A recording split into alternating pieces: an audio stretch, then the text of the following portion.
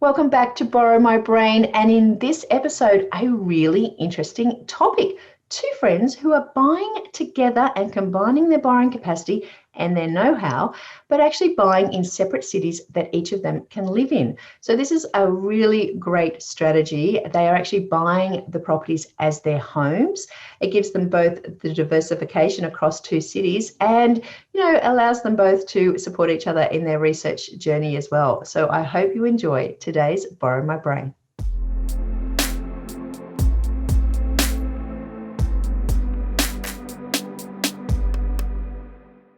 Hello, it is Jane Slacksmith here, and we have a new edition of Borrow My Brain.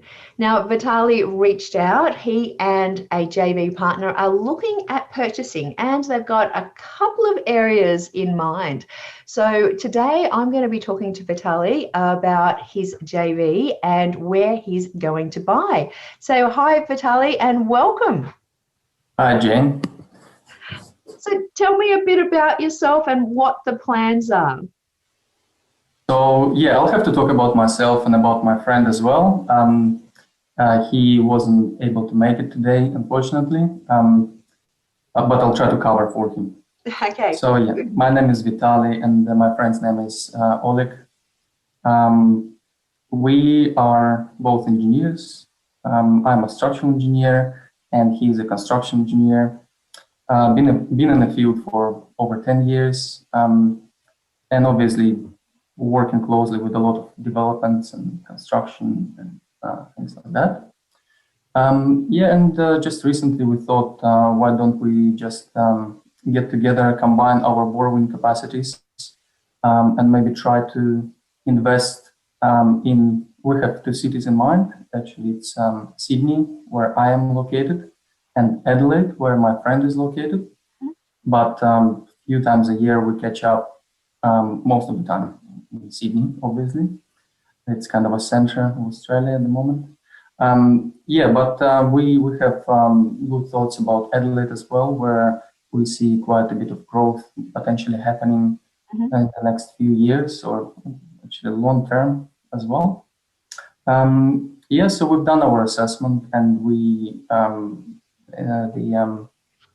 our broker came up with a value that we can borrow up to probably 1.5 million.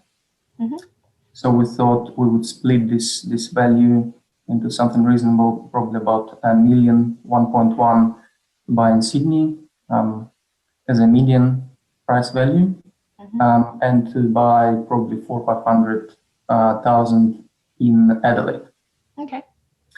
So our idea is basically to buy in the area where we don't mind living, basically investing for the future, living, upgrading the property, probably adding some value to it, if possible. In Sydney, if there is a chance to subdivide into two separate areas, living areas, and maybe potentially rent one area out, and live in another area, or maybe keeping that area for in-laws, or potentially if Oleg would relocate to Sydney one day, we could live together in the same house and invest elsewhere. Because we've been friends for a while. So that's the idea for Sydney, we've looked at the areas like Sutherland, Bonnet Bay, Oyster Bay, Gaimea, Kirawi. And in Adelaide, we were looking at a house, that house was in Marino and Hellett Cove. So I guess that's a bit of an introduction of what we want to do. And I guess the idea is for both places condition number one is that we would like to live in those areas while renovating. We don't mind to compromise on the growth a little bit, but being in the places where we would like to be. Basically invest in the areas with potential, so where there is growth. Historically, we understand that the growth been happening in Sydney, And correct me if I'm wrong, Jane, the growth was on average 7.5, maybe 8% in the past 10 years, Around about while Adelaide maybe a bit less, maybe 3-4%. about 1%, 1.9, 2%. Yeah. So we thought it's kind of a good balance if we invest in both cities and kind of capture the growth in two areas. Potentially in Adelaide, we can invest with a mind that we later on, maybe in 5-10 years, we can maybe subdivide and develop the area. Mm-hmm. While here in Sydney, just probably upgrading and, as I said, to have two separate living areas. Great. So lots of things. So first of all, like congratulations in thinking about buying together. And it's a great way to diversify the risk, but all by having exposure in two different markets. Because a lot of times when I'm speaking to people, they're like, should I invest in, one of the proven capital cities like Sydney or Melbourne, or should I, have a go at Hobart or Adelaide or Brisbane, which have had less growth. So the fact that you've kind of come up with a bit of a JV twist strategy, which is, well, we both want to live where we want to live at the moment, and why not do the kind of home hopping strategy, which is, move into the home, create, the renovation that you really want, and potentially then hop to the next home and keep that as an investment property, or sell that, no capital gains tax as it is at the moment anyhow, and then use that money for the next property. So the fact that you've almost got like two going at once is kind of clever. And I'm not too sure about, which you'd probably have to check with your accountant around how they would look at the joint venture of being a home. Like, you can claim a home and sell and not pay capital gains tax within 6 years. So you might just have to have a chat to them around that so that you're very clear on that before you go into this venture, making potentially the assumption that that's possible. And I guess the other thing is that the areas that you're talking about, they are these kind of more lifestyle areas that you may not always look at for growth opportunity, but funnily enough, I've just been working on some analysis for the Shire for one of my private clients, and there are some areas that have come up with growth opportunity there. So, I think that kind of is a really exciting opportunity as well, that you don't actually have to compromise to live where you want to live and lose the growth. So, we might be able to delight you. Now, just so I'm completely clear on this, the strategy is for instance, for you to move into the property in the Shire, do a renovation or development, whatever's possible there. And then is there like I then move out and rent it out, or is it, what's that look like? We don't really have a specific way we'll be doing it, but potentially have something in mind that I can be living there. Let's say it's Sydney, I will be living there for 5-10 years. Okay. And have another separate area, which I would be potentially renting out. Got it. Or if at some stage Oleg's parents or my parents want to come over, we would be having a separate area where they can live. Perfect. It's interesting. I recently had a private client who was looking in more of a lifestyle area away from the CBD, but still, public transport, commutable, 45 minutes or so. And one of the properties, so I had done an analysis about where to buy. I had engaged a buyer's agent on their behalf and interviewed for one that had experience in the area. And then the buyer's agent was passing the properties through me just to make sure that they met the buying criteria.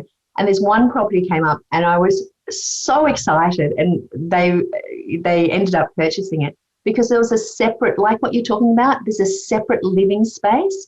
And what I could see with this, I've attended a lot of Australian and overseas webinars on the rise of the remote working and, going back to work, but just having a separate space, even not to rent to another, but potentially to have as the home office or, the video studio or, whatever that is, or as growing kids, the teenagers have their own space that they can have an area. I think looking at properties that allow you to do that is really clever as well, because A, it could be a secondary income, like you've suggested, but B, when it comes to a resale value, it could actually be more attractive with that, the people who are working maybe 4 days from home. So I think it's a really clever way to think about it. Well, let's jump in. So when you said to me you're looking around the Shire and a couple of these areas, I did a little bit of analysis because, to be honest, I just can't help myself sometimes. So what I've done here and what I'm going to share is I went into, as you might be aware, with the location masterclass course, I've got the Suburb Selector software, and the Suburb Selector software, what it does is it allows us to kind of put in a price point, and once we put in the price point, we can then go down and say, okay, bring up all the suburbs within a certain area. So, if you're looking in Sydney and you've got that $1.1 million price point, you're obviously very happy to go below that, maybe only 20% below, but you may not have the capacity to go above, or you think you could go above a little bit and negotiate down, and you might be 30Ks in the CBD. This would then bring up all of those suburbs. And so we get an opportunity to start having a look at, well, how are those suburbs coming up and how's that information? How can you look at this information and then assess it? So for instance, with Kirawee. So I kind of cheated a little bit having access to the information behind the scenes, and I downloaded this into the spreadsheet and pulled up the information around the areas that we're looking at. Now, when I look at areas from a point of view of being an investment opportunity, I'm always looking at things like, what are the percentage renters in the area and what's the vacancy rate? And, even to the extent of the yield, these are not that important to you if you're planning on living in this house for 5 to 10 years and it mainly being a home opportunity. So where most people are going to be looking at this going, there's only 5% people who have rented in this area, are renting this area. Therefore, the risk is too great for me to be there because, obviously there could be quite a high vacancy rate. So if I'm listing my property, no one wants to get in there. So what I did is I pulled out all of the suburbs. I think when you said that, you could possibly go up to 1.5, I kind of went a little bit over the top, but pulled them all together. And this kind of is that filtration system that I use when I'm going through, what is happening in the area. But what I think is always really important is not to forget, the ripple effect and looking at what is possible based on what's in the area. So being the diligent little person that I am, I thought, wouldn't it be easy? Wouldn't it be great if I could actually look at this spreadsheet and see, what the kind of price points were? Now, I've kind of made these so that, there's really expensive areas, Kangaroo Point, etc., Caringbah, but then we start getting into, areas that are, 1.4 million, so the oranges, the yellows come up around a 1.3. So we're really kind of looking at that higher price point. Miranda, so the Gymea and Miranda and Oyster Bay that you kind of mentioned there, they're coming up around the 1.2 mark, and Janelli and Kirawee, etc., they're around that 1 million mark. So, we're starting to see from a colour point of view, where some of these, prices are. So if I just move these up to make it really easy for you, you can see that, we've got some of these areas that are more expensive and some that are a little less expensive. And as I said, it's really important, I think, to be able to have a look at these areas and go, well, how does that fit into A, what I can afford, and B, the long-term rentability and opportunities for these areas. So this kind of gives it a lot, rather than getting into the data and having a look at the data and getting really bogged down into it, this kind of gives you an opportunity to look at the information and say, well, what does that look like and where am I actually looking at purchasing? So I think does this kind of make a little bit more sense of where we would start? Yeah, definitely, Jane. So I've done very, very similar exercise, obviously using your electronic dot map. And I've actually done one more thing. I've actually compared the prices, what they were pre-COVID and what they are now. Excellent. And how have you found those price movements? I found that they didn't move too much in that area. Yeah. And what data source were you using? I was using your electronic dot map. I've just subscribed to it perfect. maybe a week ago. And you've been uber active. So if I just turn the dot map on here, this is what you're referring to. So I'm just going to turn the house prices off. But looking at, these pinks and blues and reds that are pushing in on this green. So what I'm looking at here is, an area that's got, 6 to 7% growth. And actually, I'm just going to pull this one over because it might be just a little bit easier. But 6 to 7% growth. And then we've got,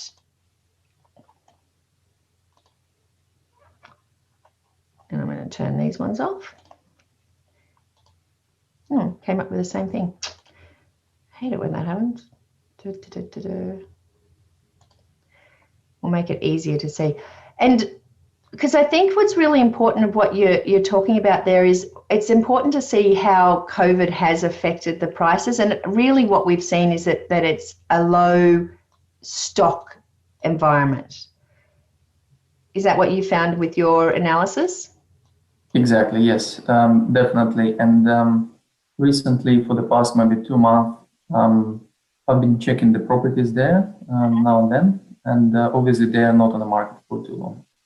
Yeah, and I think they're going quickly. So, for instance, one of the private clients that I had early in January, February in 2020, we were looking around this Kirrawee, Gymea area, and we were looking at the 1.1 price point, and there was only 2 or 3 properties coming on every week, and they were being outbid regularly.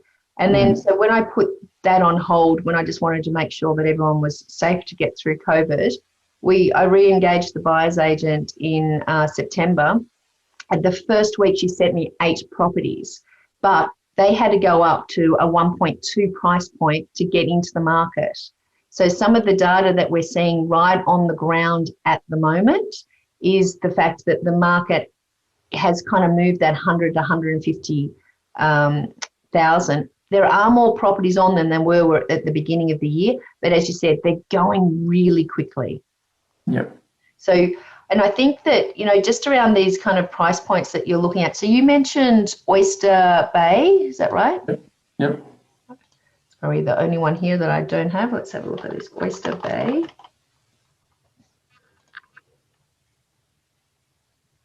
So we've got 1.27 million is the median and 8% renters. And where else were you, Gymea? So just on the weekend, I was in Bonnet Bay. Bonnet Bay is right on the left. Yep. And 1.3. Then Grace Point, Kirrawee. Yep. And Grace. Gymea Bay, Karilla. Where do we have Grace Point? Let me just have a quick. Grace Point right on the left under Gymea. Okay, down here. Yep.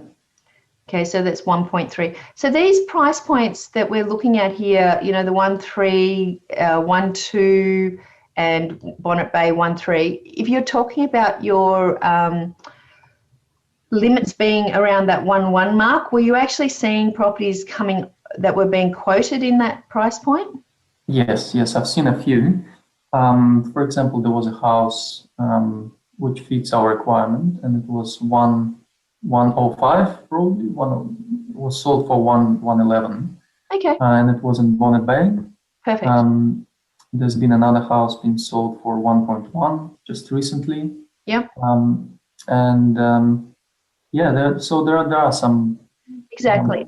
And you know, what's really important about this is that when we look at the median price point, and that's why I often go up to these higher price points, because what you'll find is that although, you know, they're quoting a 1.3, it's really important to know that, you know, that is the median. So there are, you know, a lot of properties, 50% of the properties that are essentially below that. Well, not 50%, but, you know, a lot of the properties are below that. If I was going to, so Bonnet Bay is one of the areas that you're interested in, obviously.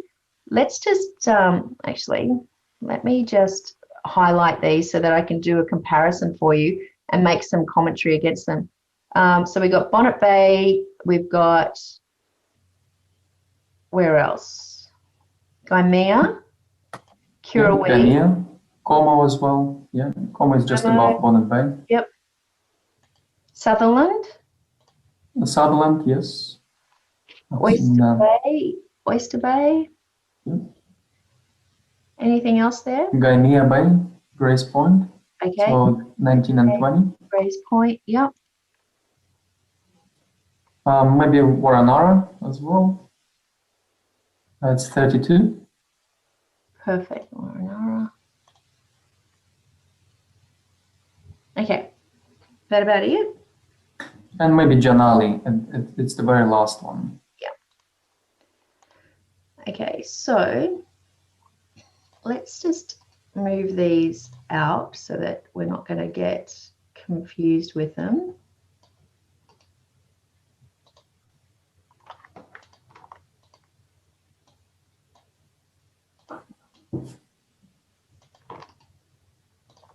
Okay, so the median long-term growth in Sydney has been 6.51%. So a number of things that I would look at here and try to gauge, you know, where's the risk, where's the opportunity, things that I'd have to research further. I'll go through that. You know, there's things here that you might look at this and say, you know, there's some public housing, you know, things in Janali and Currawee. 6 and 7% is not really going to upset me, but you can use the census tool to go through and have a look at, you know, what streets in those suburbs that might just create some issues, but that in itself doesn't create any concern for me. As I said, the percentage of renters, you know, I would be concerned for any of these in orange and yellows if it wasn't you buying this property to be a home or looking for an opportunity to, you know, create a designated rental property. If you were going to have it as a home and then potentially have that secondary income by, you know, segmenting the property and being able to, you know, rent it out, you just might be mindful of the fact of looking at where the public transport is and, you know, where people might want to live. And there is some really great schools around this area. And so I would encourage you to potentially just as you're getting into the suburb analysis go, okay, so, you know, what's that look like? One of the things that, you know, there's so many suburbs to spend your time and effort on, and I try to be really, you know, quite ruthless in getting rid of suburbs that, you know, potentially are going to waste too much of my time. And a lot of that comes down to where there's not a lot of sales. So if I look at Bonnet Bay, Grays Point, Warranara, you know, they only had 20 sales in the last 12 months. And that would concern me that there's only 2 to 3 properties coming up a month. So I would have a look to see if there's properties coming up at the moment and enough to warrant you including them on your kind of watch list. But that would kind of have me thinking, a little bit concerned about that.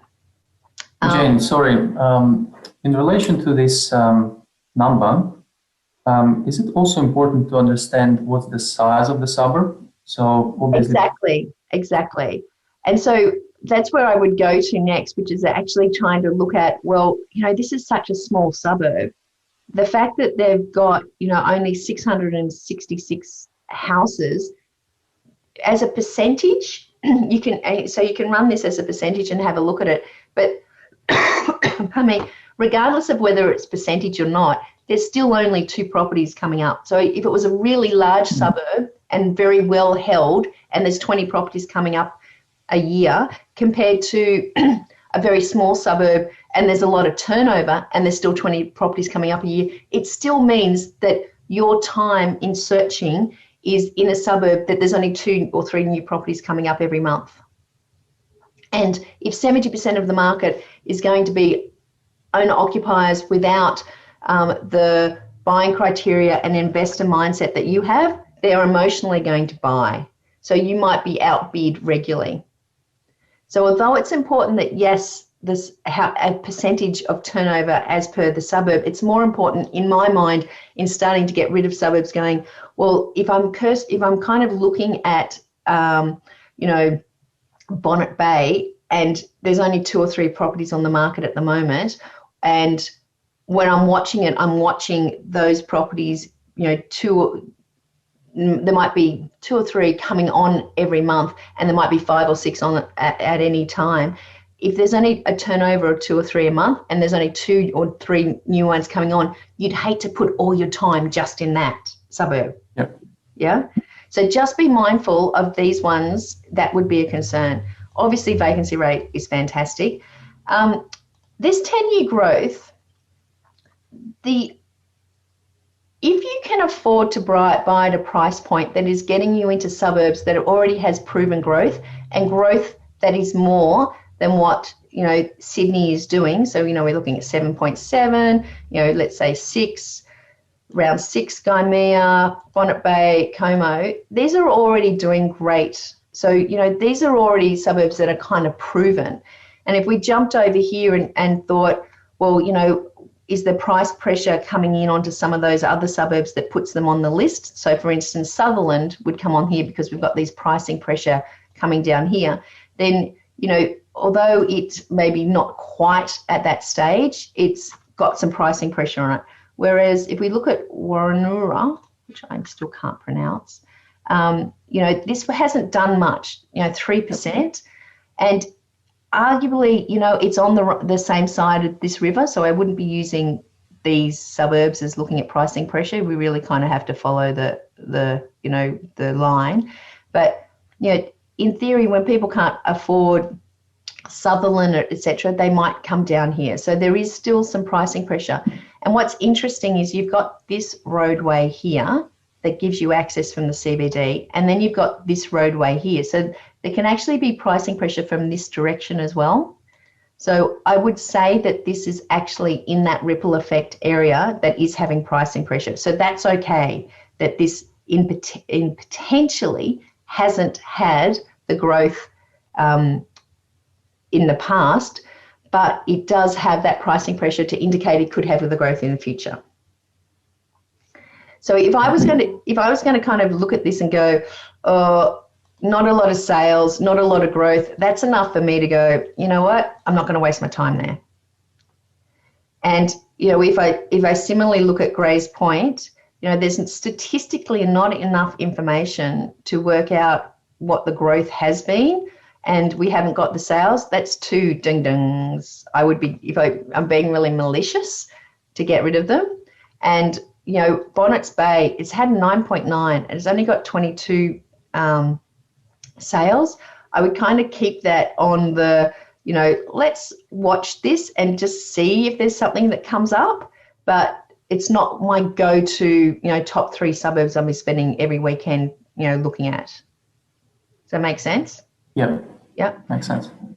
If I was looking at these and I was like, if I wanted to be able to make some money in the future and potentially, this could become a rental area, a property as well, I'd be really attracted to these kind of suburbs that actually have that kind of rental demand coming through. Mm-hmm. But I would be concerned about this suburb being Sutherland that has the 2-bedroom flat being the typical type of property. So there's, lots and lots of units in the area. So you're really going outside the typical property for that area for it to be something that's a investment opportunity for you. So you're creating a bit of risk. Yeah. Yeah. And once again, I'd just start looking at the numbers, like being ruthless and saying, well, is it actually possible for me to find a property, at the 1.1 price point? The top of the one up here is 1.3. It's had fantastic growth. We're looking at 4 to 5 properties coming on the market every month. I would keep that on, but just be aware that as soon as the market keeps moving, and with the end of 2020 kind of enthusiasm that we're seeing, and I don't think we're going to get a downtime in Christmas, then Como might just be, it's not going to be my go-to suburb, but it's going to be one that I'm going to keep watching, because if the great opportunity comes up, I've got this great proven growth, then, and I can get it at my price point, that's fantastic. So, just looking at these areas and your price point, I would be considering that these are probably like the go-to start of what you can do. And then, and especially because the number of sales that are there, but just keep in mind what the typical property is. So when you're looking at, a property in Gaimea and you're thinking, wow, they're quoting 1 million and the median's 1.2, make sure that it is, it's not a 2-bedroom house, for instance, on a smaller size block. Yep. Yeah. Understand. Yes. Good. So just looking at this area, does that kind of give you a little bit of clarity how you'd get from all of those suburbs down to just a few that you could spend some time on? Yes, definitely. So out of those, we've just highlighted probably Varanara is probably not the best option. That's something I have in my mind, and I'll keep it. Yep. Probably didn't have too much growth, and it will take a bit more time for it to grow until the rest of the areas will be developed, I guess. Yep. And we'll start getting some pressure. Yeah. Sutherland is because of the amount of units there. And Grace Point is just very small suburb, I guess. There's just not enough data yet. Yeah, and you might just be wasting your time. Yep. But in terms of long term, if it's a long term investment, would it matter for Grace Point? I'm saying that because it's actually quite close to Gaimea Bay and Kirawi. Yep. I think from a point of view of looking at this area and saying, if I had to choose, 3 to 5 suburbs, where am I going to get the best opportunity to get the outcome that I want in the time frame that I want, be it purchased within the next 3 months and be it, a 5 to 10 year hold. I would look at this kind of area and consider that although it is small, if you keep it on the watching brief and, just keep your, alerts. So you might have some alerts in domain or real estate set up. So when they do come up, you are able to go in and have a look, then that could work for you. It's just that I wouldn't be highlighting all of my time and effort in there. Yeah. So you might look at this and you might go, you know what, we're happy to just have that there as a watching brief, and the rest of them, there's nothing wrong with some of these suburbs, but if I look at Gaimea Bay and I look at where it is, it's a purple. Yes, it does have Yowie Bay coming down, but it's kind of like the next area that gets pushed down after Gaimea. So why wait for 7 years for growth where potentially, you've got this area that could do it in 5 years because it's closer to that pricing pressure, closer to the freeway, etc. Yeah, okay. Now, another thing that I did when I did a little bit of research on this, as you know, I'm an advocate of getting other experts and all of their thoughts. I purchased the Terry Ryder's top 5 Sydney areas. And so he's come up with these areas that have capacity for growth going forward. And I was delighted to see that the Sutherland Shire is one of those. So this is really, I think, really interesting in having a look at, some of the expenditure and some of the opportunities that are going on in this area. But what I found in particular is that, you know, these guys have continually, you know, outperforming the market and almost seem to be COVID safe. So, I found out that as well. Yeah, right. So, yeah, but there's also this lifestyle fuel. It's a 40-minute public transport to the city, but you feel that you're on the beach. And Exactly. unlike some of those other growth areas like around the Badgery Creek, etc., you know, there's not vacant land that can be fueled in. You know, we really have, you know, some pressure on this as well. And what I found really interesting around this report was these future prospects around, you know, what is happening in the Shire and future growth, you know, and the unemployment's come down. But check this out. You know, the population by 2036 is expected to grow by another 50,000 people. So these are all things that are making this more attractive. It's got one of the most beautiful beaches in Sydney, you know, Cronulla Beach.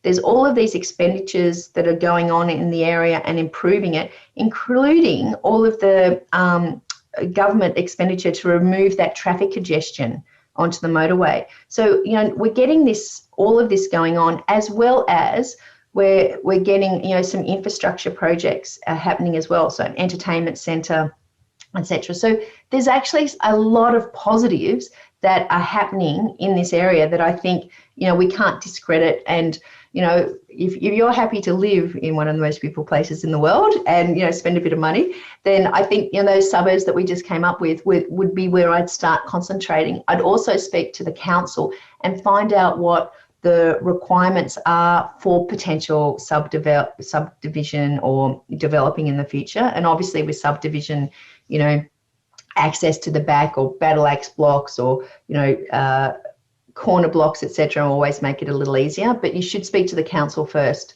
Now, there's a couple of great tools. There's a company called Archistar.ai, and they do, they usually work with big developers, but they have a you know, us kind of developer model. I think it's $97 a month rather than $900 a month for the big developers.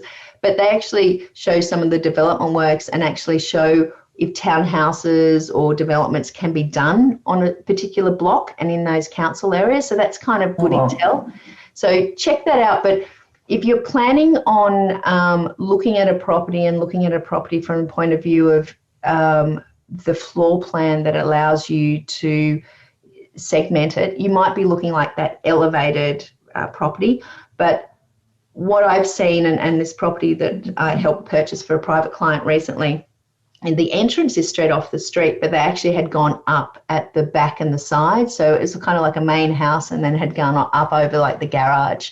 So there's some really great floor plans that you can activate as well. Yeah, actually there are a lot of hills in that area. So almost every house is located on like a slanted area. So that would be if you buy the property with the floor plan to do that, but you don't want the hills if you're going to develop. Exactly, yes. So, you know. Okay, so I also had a little look at Adelaide as well. So let's just pop over and have a look at Adelaide. Unfortunately, there was no, you know, big report that said, oh my gosh, you found the perfect suburb and area. But, and as I said, you know, Adelaide, there's a lot of buyers agents I'm speaking to at the moment who are, you know, saying it's Adelaide's time. It's time to grow and to expand. And to be honest, I've been hearing this for years. And every time I hear a buyer's agent say, you know, it's time we go and buy in Adelaide, I think, oh, and then I speak to property professor Peter Kalizis, and he's obviously from Adelaide, and he's like, Adelaide's a great place to buy. And I know that he does a lot of, you know, purchases there as well. So I always kind of like don't want to dismiss it, but what I come back to is, you know, being a kind of creature of numbers, I went through, after I had Peter talk at one of my mentoring weekends, and he was saying, oh, if you went back and did a regression analysis on the census data and looked at what areas had grown, you know, it would give you an indication of where the lower risk areas are for the future. And so I went back and did, you know, the last 33 years. But what I wanted to do was where were the best areas in every 5-year kind of gap. and second best and third best. And if we look at this, Sydney, comes up as the best, if you purchased there within 2009 to 2019, third best if, 2004 to 2019, et cetera, et cetera. Melbourne consistently comes up. Brisbane only came up once in the 30 years. Adelaide only came up once in the 30 years. And Darwin only came up once in the 30 years. Whereas Hobart and Melbourne, and then followed by Sydney, consistently came up. So the great news is that Oleg is buying this property as a home, and he has the ability, you both as engineers making money out of thin air by renovating creatively and adding $2 for every $1 you make, that is great. But if someone was listening to this going, hey, we're jumping into Adelaide and we're going to have a look at Merino and this is where we're going, I'd just say settle. And, if you had the money to spend elsewhere, maybe at that 500 price point, you might be considering somewhere that even is the, the rising regional satellite cities like the Geelongs and Bendigos and Newcastles and Central Coast, even Sunshine Coast, Gold Coast and Wollongong for that same price point. So with that big disclaimer on the table, let's have a look at these areas. So what I wanted to have a look at here was the areas that would allow you to be able to, make some money in here. So tell us a bit about this Merino area. Do you know much about it? Merino area is actually quite interesting. It has a very beautiful coastline. And when we were talking to Oleg, he said he wouldn't mind living there. It obviously has a price pressure coming from Brighton and Seedley. Merino itself is not a cheap suburb, and it has a lot of like luxury houses, I would say. I think the price changes as soon as you get away from the sea, from the ocean, from the waterfront. Yeah. So on one side of this road, it would be one type of price, sort of $1 million and more. And on the right hand side, where you're pointing, left hand side, and on the right hand side, I guess it would be way less. It would be only 500, 600. That's why we're getting median price of 700. Cool. So let me show you a little bit. So, and I just want to make this really obvious here. This legend is completely different to the legend in Sydney. So, when you look at this, and this is what's really important if you're doing a physical dot map, is that have a look at the capital growth figures. And because often I get people go, I've just done the capital growth for Brisbane and everything's blue. And they've used, the Sydney kind of legends, which go up to, if it's between 1 and 2 or 2 and 3, it's blue, for instance. And they're like, everything's blue. It's like, oh, everything's blue because there hasn't been any growth. So, we're getting down, these blues are -2 to -2. And, anything over 4 is a red, whereas it's over 10% in Sydney and Melbourne. So just be aware the legends differ. Yeah, definitely, yes. So that's important. But let's have a look at Merino. So public housing, not an issue. Percentage rented, not an issue because Oleg's going to live there. Once again, small number of properties. But this is characteristic of Adelaide, right? So that's why I put extra suburbs in there because Adelaide's suburbs, and it's really hard sometimes doing the census kind of what streets to buy in the suburbs in Adelaide because there's only like 6 streets. And you're like, what? That's right. Yeah. So we already know that, it might be hard. For instance, Kingston Park at 600,000, they only sold 8 properties in the last 12 months. So if you were going to just look in one area or Oleg's only just look in one area, I'd be concerned about, just using the one suburb. So potentially he might just expand this to be a little bit further so that is looking at some of these other areas as well. And I know, even down here, Christie's Beach or Sullivan Beach, I know Peter Colisas has done developments down there and they're all very commutable, it's all good areas. But keeping in mind that this is a kind of a tale of two parts that you've just alerted me to, which is one side of the river and the other side of the river, what I want to do is give you an idea about how you would do that analysis. So let's go to Merino. How do I spell that? Merino here. And we know from this information that it's like a 3-bedroom house. That's the typical type of property. So let's just get this up, because what you can do is you can come through and you can actually start pulling down all the information. So let's just say we just want all the house information. So there's only 1,056 properties in Merino. So if I look at the sales history, and this should go back, at least 12 months, there's a few that are coming up here, but I might want to go back all the way to say January 2019. So I'm trying to get as much time here as possible. So, almost 2 years worth of information to get the data. And this is how you can use RP data. You could go in here and then you can say, I want to choose all of these and I'm going to export them. So we're going to export all of this data into essentially like an Excel spreadsheet.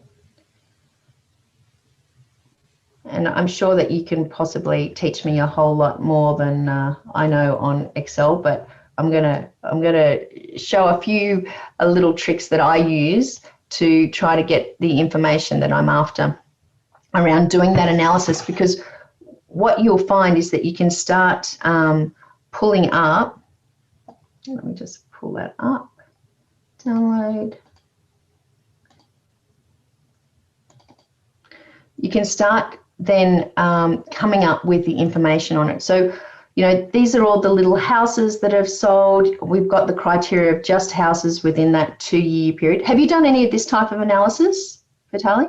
I've done some similar ones, not to that extent, Jane. So obviously, I've seen quite a few of your videos, and I've tried to copy what you've done. Yes, obviously I've looked at the number of houses, number of units, and growth, and bits and pieces like that. I had my own spreadsheet with that. Perfect. So, you might just want to like add in a column here, and you're trying to get in, price per meter squared, for instance. Just get an indication when you see a property, how much they're selling for. So it's the sale price by the land price, and that's going to tell us, in theory, perfect. What the cost is per meter squared. But the other thing that we can start doing, and we might just get rid of some of this data because we don't need that right at the moment. So all these good stuff. So what I would often do is I'd go in here and it might be, so when you suggested Merino, for instance, you're saying that there's, the east and the west side of Cove Road. Yeah? Yeah. So that might be this kind of, all the really expensive houses are over here and here's the rest of it. So this is how I would try to work that out. So I might have Cove Road East and I might have Cove Road West, and there might be something else as well, which could be something like, next to the Bunnings or, near the reserve, because there was a nice. I guess an important parameter for houses like that is the sea view. Sea view, exactly right. So there might also be the fact that there's a sea view that's associated with it. So there might be a kind of characteristic that it's got. So what I would do is I would then say area, and I would go in and do this data validation on a list, and I would choose, this is my list, and add an extra couple of spaces just in case there's something I forgot, and say okay. So when you start then looking at this, so we're just going to fill this all in. When you start looking at some of these properties and you're like, oh, okay, so here we are at this property here, let's just say Marine Parade, there's a view of the sea there. you might come over here and you would put down, it's sea view, for instance. And then you might also come over here and you might have, renovation. So you could have unrenovated, you could have updated, so it was done in the 80s. You could have new build, and you could have newly renovated. So you've then got, these options as well. So you're coming over here and you're looking at these and you're going to say, once again, data validation. We go to the list. We choose our source data. Might be something else we want to add in. We put that in there. And then once again, we just copy that all the way down. And so when you start going in one by one into these properties and you're starting to looking at the properties, you're going to look at the property and you're going to come up with, is it on the east side of Cove Road? Is it on the west side of Cove Road? Is it, has it got ocean views, for instance? What's the street look like? Where is it located? So you're coming up with this information, which is actually giving you some intel into, it's definitely on the right side of the road. It's got ocean views. So what's it look like itself inside? Polished floorboards. Looks like they've put some new carpet in there. The bathroom is dated, I would say. They've got a second, here we go, Oleg, your property's already been sold for you. Your second kitchen downstairs, kitchen upstairs. So when I would be looking at that property, I would go up, which one was it called? 7 Allen. Where is Allen? 7 Allen. So I would say this one has sea views and this one is, it's been updated, but it's not fancy. And what this is going to allow you to do is when you come through and you have a look at these areas and you've done this amount of research, you can then come up and you can filter these. So you might say, well, I want to have the typical type of property. So I want to make sure that I'm only looking at the 4 bedrooms and maybe the 3 bedrooms. And then you might look at this and you say, all right, and I want to make sure that I've got all the areas that are updated, renovated or unrenovated so that I can add some value. Or I want to make sure that the land size is always over 500 square meters because I want to add whatever it is. And this is then going to give you some intel on what is the price point per square meter on the east side with sea views on the west side. And this is that kind of intelligence that you could go through. And that way, amazing. Yep. Does that make sense?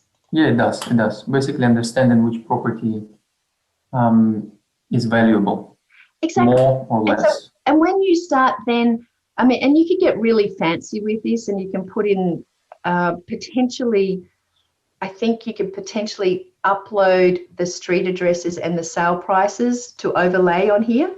So you're creating your price pin map as well. When you go through a location masterclass, we talk about the price pin map. And so when you're looking at this suburb and you're going, the median's 700,000. Well, now we know that if it's on the east side, it's always 1.1 million, but it's on the west side, it's 550 and it's in your price range.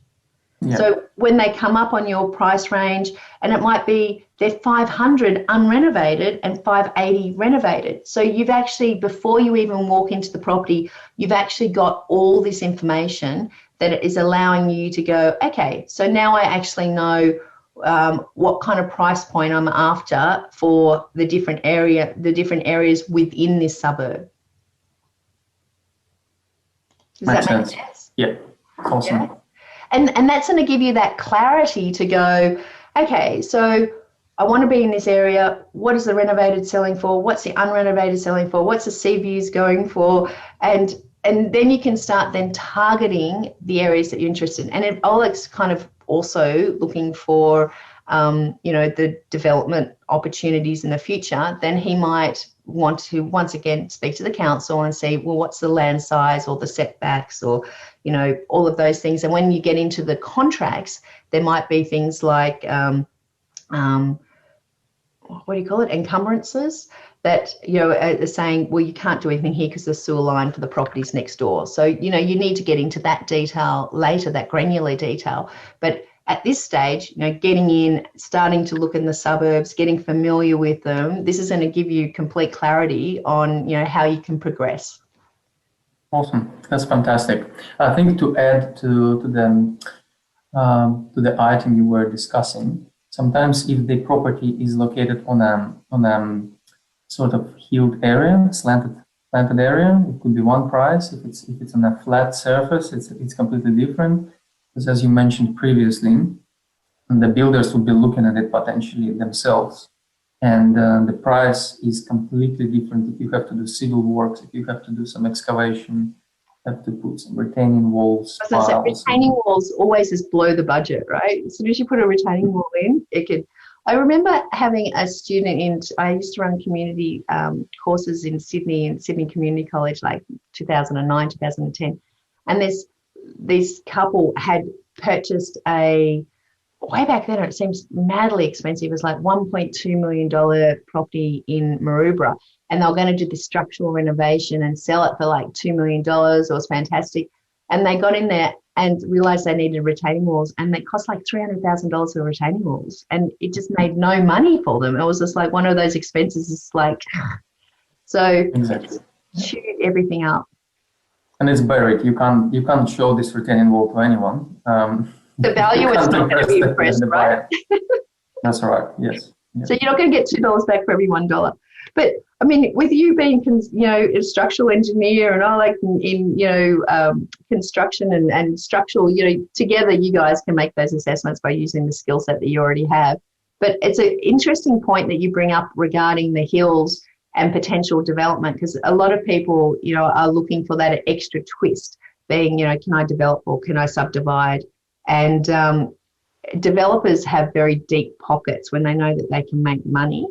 But when you add in a little bit of angst around hilly areas and, things that are going to make it more expensive for them, and you're not necessarily looking for the developments, when you're in a suburb and you're finding the developers are always outbidding you, then maybe some of these properties that have those kind of quirks that suit you but don't suit them are going to allow you to get into the market at it's like, how did I do this at 1.1? They're all going for 1.3. It's like, well, the developers are pushing the price up. Yeah. And also those items, as you mentioned, I think in one of your presentations previously, I remember, it's targeting the property for a specific buyer. Obviously, if the property has like few levels, right? Maybe it's okay for young people, like up to, 55, 60 years old, but maybe some older people wouldn't like it, right? Exactly. Obviously, going up and down the stairs. And if it's a sloping side, going up and down as well, not the best scenario and option. So, and probably for people who have kids, maybe it's not necessarily desirable. And I think it all kind of have to be taken into account. Exactly. And I think that, the fact that you guys are combining your kind of borrowing capacity and you're utilising the opportunities to buy in good quality areas with the investor mindset for growth potential, but not then having that restriction of renters and vacancy rates, etc., but being able to develop the property and improve the property whilst you're in there, that is fantastic. And I mean, as you've seen my conversations previously, the extra step that you need to check on those suburbs is just looking for the pricing disparity between the renovated and the unrenovated properties. Because if you don't have that pricing disparity, then, there may not be capacity for you to make money. And if I just look at one of those suburbs, so let's for instance, I would look at the suburb reports here. When you're in RP data or, whatever you use. But when you're looking at the suburb reports, what they do often is they give you that range of, the top percentile is 75%, the 50 percentile, and then the 25 percentile. And I find this is like initially a cheat way of seeing if there's the pricing disparity. The more in-depth way is going through here and going renovated, unrenovated, and making sure that there's enough money to be made. But if I look at, where did that go? My pricing suburb report. If I look at the suburb report for the area, it's this number here that comes up, and they say, look, here's the houses for Merino, for instance. The top of the market is 946, so this is probably what we're seeing, the beach views, etc. Mid-market 770, lower quartile 680. So if I was going to run like a ruler over and say, give me some generic kind of, is there enough money to make their money there for renovation? I would look at this and I'd say, well, if I start at 770 and the renovation is going to cost me 10%, 70,000, and I want to make $2 back for every dollar I spend, 70,000, is there capacity for me to do that? And the answer would normally be, well, yeah, there's capacity because, as we can see, there's like 910 and the upper quartile is 946. But in this suburb, it's a little bit different because we know that it's probably the sea views and those east of the Cove Road that are generating this upper quartile. And that's why it'd be important for you to then get into this so that you can say, all right, so where are the areas, the west of Cove Road, that are not updated, and do that search and see if there's $2, and then you see these are the unrenovated and these are the renovated ones, and just see the pricing disparity there. Because my little cheat of using these suburb reports is kind of cool until you get into suburbs that have those kind of extra dimensions. But that will give you an opportunity to, be able to work out initially, is there that pricing disparity? Because you don't want to go and spend $50,000 on a renovation and then go, oh gosh, I only just added $50,000 of value on. So you want to make sure that pricing disparity is there. And the only other reason that you might do that is to create that second living space so you can rent it out. So you've got that cash flow, but make it so that it could be, the teenagers retreat or, the video conferencing room or whatever. So when you do come to sell it, people aren't going to walk in there and go, well, this is not a home, it's two different properties. Exactly, so yes. Yep. That retrofit can be easier for them. Yeah. Perfect. Definitely agree. Awesome. Perfect. Well, I hope my brain has worked for you today and you've got a bit of information that you can go away with and use. It definitely has worked for us. Thank you very much for that. Obviously, a lot of good insights, fantastic ideas. Something was reinforced for us and something to look further. I guess I might just, if you're okay, I'll just ask a few more questions. Sure. If we have time to actually go and look at the properties and do all this research, is there value in engaging a buyer's agent? If you have time to look and do the research yourself, then in a really fast-moving market, one of the things that a buyer's agent can add to the value is that they could probably get a heads up using their relationship with their agents before they actually hit the market.